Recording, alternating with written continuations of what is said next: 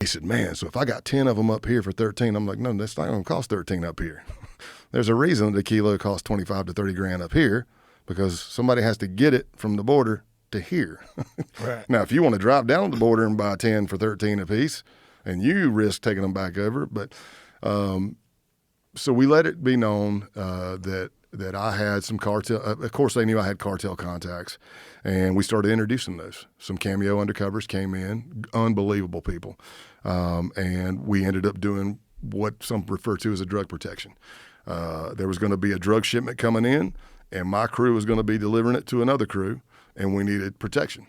And we did it in Brockton, and several outlaws hopped in on it. The issue was this, at least one of the big issues. Pretty much that case, I had a great time. Yes, it's violent, and my mentality was changing. There is a podcast it's a series that's going to be coming out with the book, and they actually interview one of the task force officers who was over me on that case and the outlaws. And I remember him calling me. He's like, "Hey, what can I say?" I said, "Tell him the truth." I said, "I want to know what you were thinking. I know what I was thinking." And it was really, really surreal to hear him talking about he could see my personality changing.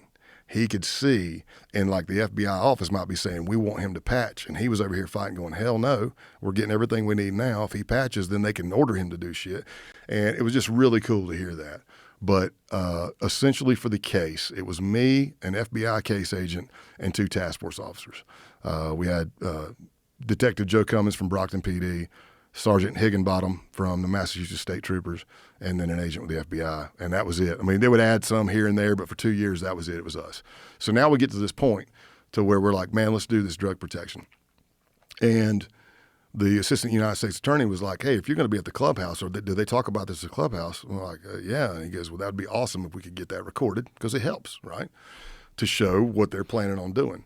So the night before the deal's supposed to happen, they don't know it, but we've got 40 kilos of real cocaine and 1,000 pounds of weed, real.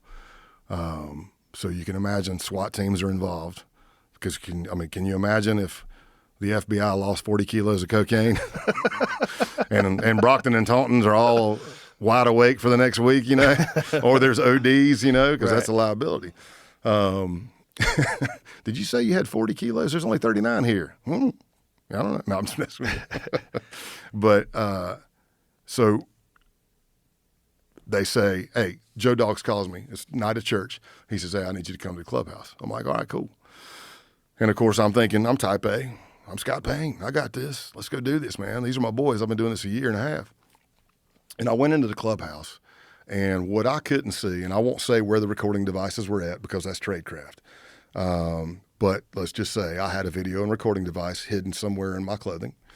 I had a completely audio recording device somewhere else on me, and I had a transmitter, batteries so the team could listen in.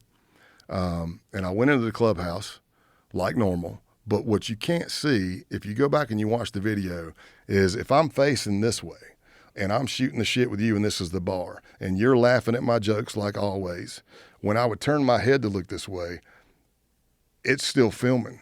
And I didn't see it because I turned my head. They go stone face.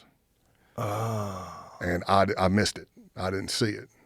I do know that when I got to the clubhouse, I knock on the door. I'm knocking on the door. I'm like, what the Joe Dogs props me. He goes, hey, we're not ready yet.